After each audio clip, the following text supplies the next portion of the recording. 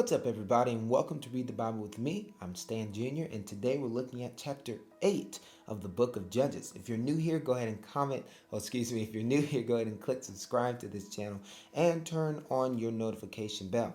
If you are a Bible Club member, please go ahead and click like on this video and leave a comment below. Bible Club member is somebody that simply supports this ministry with $10 a month through Patreon.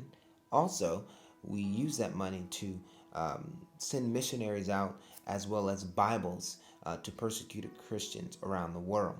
And so we do that each month, and we're very grateful for all the Bible Club members and your donations, and we're thankful that we're continuing to grow in this thing to 100 patrons giving $10 a month. If you want to become part of that 100, please click the link in my description. You can do that there.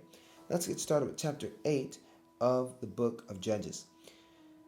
It said, Then the men of Ephraim said to him, What is this that you have done to us? Not to call us when you went to fight against Midian? And they accused him fiercely. And he said to them, What have you done now in comparison with you? Is not the gleaning of the grapes of Ephraim better than the grape harvest of Ebezer? And God has given into your hands the prince of Midian, Oreb, and Zeeb. What have I been able to do in comparison with you? Then their anger against him subsided when he said this. And Gideon came to the Jordan and crossed over, he and the 300 men who were with him, exhausted yet pursuing. That is such a good point, that you can be exhausted, but you can still pursue after God. You can be exhausted, but you can still pursue after the things of God. Whatever God has called you to do, the promise that he's given you and what he's promised you in your life, you can be exhausted sometimes, but still pursuing. And that's when you're pushing over that hump. You're getting to the next level. And so it says, So he said to the men of Succoth, Please give loaves of bread to the people who follow me, for they are exhausted. And I am pursuing after Zebah and Zalmunna, the kings of Midian. And the officers of Succoth said, Are the hands of Zebah and Zalmunna already in your hand, that we should give bread to your army? Because they're like, if they find out that we gave this, they don't want to be killed. So Gideon said, Well then, when the Lord has given Zebah and Zalmunna into my hand, I will fell your flesh. I will fell your flesh with the thorns of the wilderness and with briars. And from there he went up to Penuel and spoke to them in the same way. And the men of Penuel answered him as the men of Succoth had answered. And he said to the men of Penuel, When I come again in peace, I will break down this tower. Because they didn't want to give him food because they didn't know if he was going to win or not. And they were saying, if we help you, then the other people might come kill us for helping you. And so he wasn't too happy about that. Now Zebah and Zalmunna were in Karkor with their army, about 15,000 men, all who were left of all the army of the people of the east, for there had fallen 120,000 men who drew the sword. Gideon went up by the way of the tent dwellers east of Nobah and Jogbehah, and attacked the army, for the army felt secure. And Zebah and Zalmunna fled, and he pursued them and captured the 2 kings of Midian, Zebah and Zalmunna, and he threw all the army into a panic. Then Gideon the son of Joash returned from the battle by an ascent of Heres, and captured a young man of Succoth, and questioned him. He wrote down for him the officials and elders of Succoth, 77 men. And he came to the men of Succoth and said, Behold Zebah and Zalmunna, about whom you taunted me, saying, Are the hands of Zebah and Zalmunna already in your hand, that we should give bread to your men who are exhausted? And he took the elders of the city, and took thorns in the wilderness, and beards with them, and taught the men of Succoth a lesson.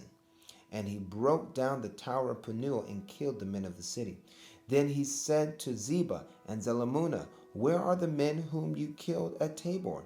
They answered, As you are, so were they. Every one of them resembled the son of the king.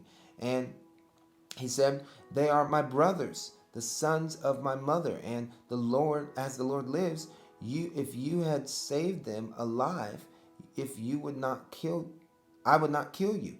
So he said to Jether, his firstborn, Rise and kill them. But the young man did not draw his sword, for he was afraid, because he was still a young man.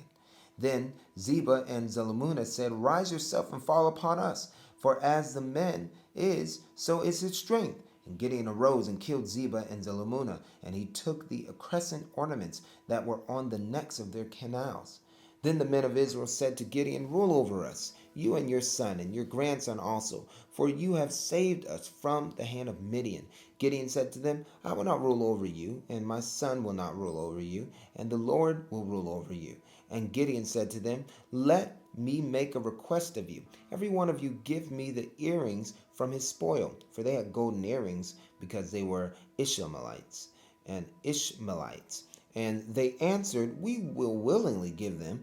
And they spread a cloak, and every man threw in it the earrings of his spoil, and the weight of the golden earrings that he requested was 1,700 shekels of gold, besides the crescent ornaments and the pendants, and the purple garments worn by the king of Midian, and besides the collars that were around the necks of their camels. And Gideon made an ephod of it and put it in his city and Ophrah, and all Israel whored after it, and it became a snare to Gideon and to his family. So Midian was subdued before the people of Israel, and they raised their heads no more. And the land had rest 40 years in the days of Gideon. Jerubbaal, who was Gideon, the son of Joash, went and lived in his own house. Now Gideon had 70 sons, his own offspring, for he had many wives, and his concubine, who was in Shechem, also bore him a son, and his name was called Abimelech. And Gideon, the son of Joash, died in a good old age, and was buried in the tomb of Joash his father, at Ophrah of the Abiezrites. As soon as Gideon died, the people of Israel turned again and whored after Baals, and made Baal Berith their god. And the people of Israel did not remember the Lord their God, who had delivered them from the hand of all of their enemies on every side. And they did not show steadfast love to the family of Jerubbaal, that is Gideon, in the return for all the good that he had done to Israel. So now we're looking at what's about to happen here. It's going to get really, really wild with his son Abimelech. So we'll see that when I see you. But right now, we just read chapter 8 of the book of Judges. Thank you for reading with me today, and for always reading with me today, or whenever you read with me. And I appreciate each person that is joining me. I really do. There's a blessing in reading God's word every day. Trust me. All right. So until next time, we'll be reading chapter 9 the next time I see you of the book of Judges. God bless you. Peace.